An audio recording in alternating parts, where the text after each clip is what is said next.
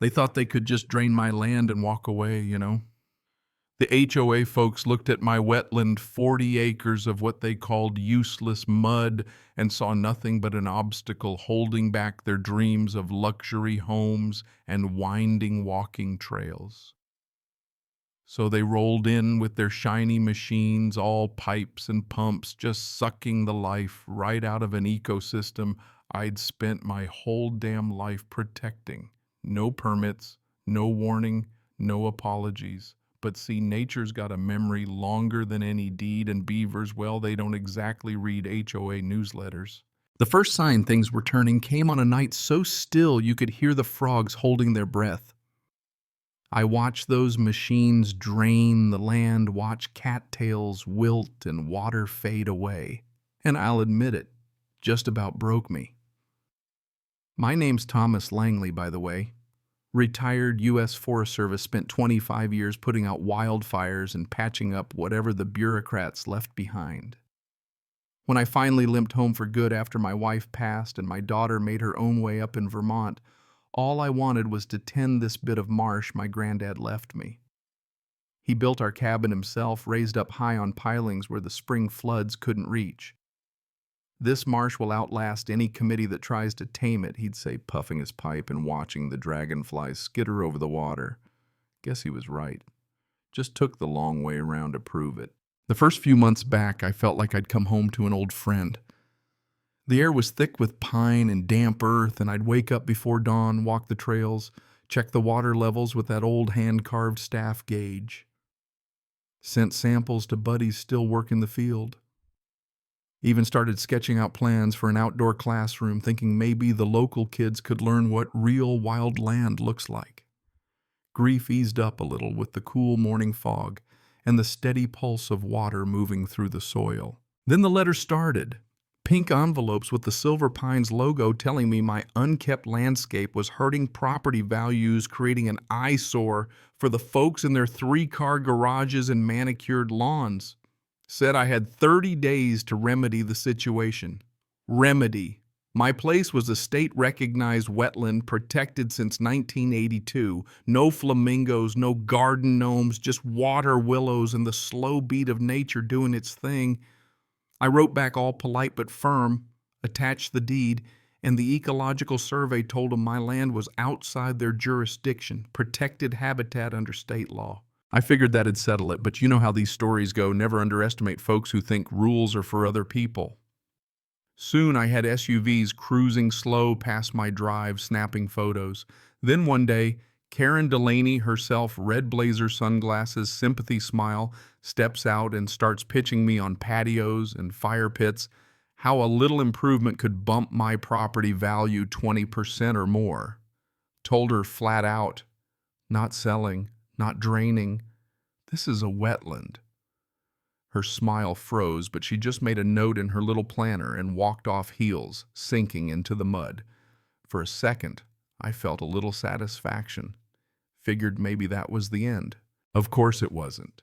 Survey flags popped up like mushrooms along my boundary line, bright orange, loud as sirens. Then trucks, hoses, pumps. One morning there's a teenager in a Silver Pines vest directing a backhoe right at the beaver dam near my south fence. Who said you could be here, I asked. HOA told us it was abandoned, needed drainage, he said, barely looking up from his clipboard. I told him he was trespassing, that this was protected land, but he just shrugged. I called the sheriff. Civil matter, they said. Take it up in court. By the time I got an injunction, the pumps had been running for days. Water dropped, mud, cracked cattails yellowed. The beavers vanished. I remember standing on my porch that night, moonlight glinting off dry mud where a pond used to be, feeling like I'd been hollowed out. All those years fighting for other people's forests, and now I was losing my own peace one pump at a time. But I kept hearing my granddad's words, the land always answers back. Didn't know yet how loud that answer would be. Things escalated fast. Trucks rolled in with industrial pumps and sandbags, men moving like they owned the place. Drainage improvement project, the foreman said. Orders from the board. I filmed everything, faces, license plates, every hose crossing my line. The pumps ran day and night, dumping water straight into the HOA's storm system, and the marsh shriveled up to nothing. Called every agency I could. My old friend Sheila from the EPA fired off some emails. "Looks like a textbook violation," she said. 3 days later, the pumps went quiet, but the damage was done. The marsh was silent. Even the Beavers' lodge collapsed, nothing left to hold it up. Then came the next move, a letter from Silver Pines formally petitioning to reclassify my land as a common use easement. Their plan A, walking trail meditation garden. And get this, a decorative koi pond where rare turtles used to nest. I read that part 3 times, felt something cold settle in my chest. They invited me to the next HOA meeting printed on thick cardstock like it was a wedding. I almost trashed it, but instead I pinned it to the fridge with a beaver magnet and stared at it every morning over coffee. Against my better judgment, I went. The meeting was all lemon polish and polite faces, folks scrolling their phones while Karen Delaney presided like a queen. "Your land no longer functions as a wetland," their consultant said, clicking through drone photos of cracked mud. "Rezoning will have no further environmental impact." I stood up and let them have it, called out the trespassing, the illegal pumps, the whole scam. Karen tried to smooth it over, but I walked out, leaving a room full of whispers behind. That night I spread out every scrap of evidence, deeds, surveys, camera footage, water samples, scanned, labeled, and called every contact I had. Sheila promised formal complaints, a young county planner agreed to check permits, and a wetland advocacy group offered legal help. While the paperwork started grinding through the system, nature got to work. Late one night, I found fresh beaver tracks upstream, chew marks on branches, a new dam going up just outside the HOA's reach. I watched from the shadows, hope flickering for the first time in months. Let the HOA think they'd won. The land was already writing its own rebuttal. Winter hit hard, the marsh frozen and silent, but I cataloged everything. Photos, water levels, timelines pinned to my kitchen wall like a crime scene. Sheila called, good news and bad. No drainage permit filed. That's a slam dunk violation, but bureaucracy takes time. I hung up and stood on my porch watching the marsh sleep under ice, knowing life was just waiting for its chance. And when the thaw came, boy did it come. Rain turned the ground to soup, and with no wetland left to absorb it, water rushed downhill straight into the neighborhood. I watched muddy runoff swallow new lawns and fill basements while the HOA scrambled to install French drains and gravel, all of it too little too late. The Beavers' new dam grew bigger, curving across the creek, raising a pond behind it that glimmered in the sun. It wasn't punishment, it was nature's way, gravity and water resuming their ancient dance. Then came the big one. Warm rain, relentless.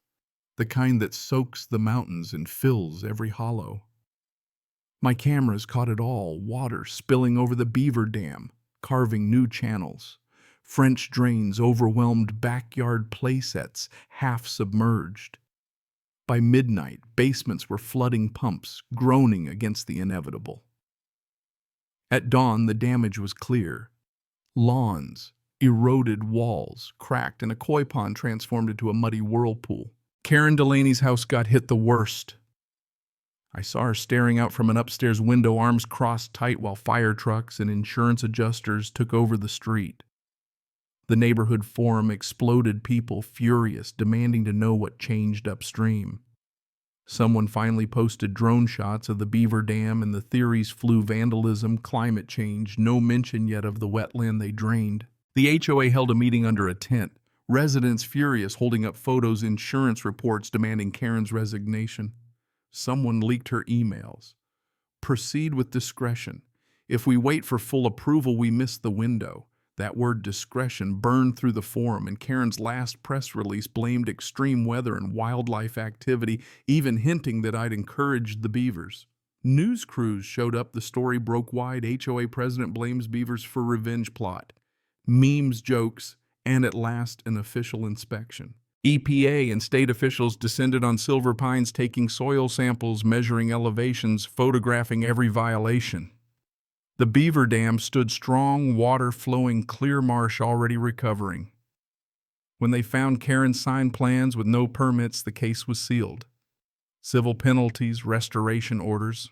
My name down as stewardship consultant. Karen moved out her dream house, stripped and sold, while the forum called for the HOA's dissolution. In the end, Silver Pines, as she'd built it, was finished. The marsh became the Langley Wetland Sanctuary. Kids released salamanders, neighbors planted willows, and the same folks who once wanted my land tamed now tended it.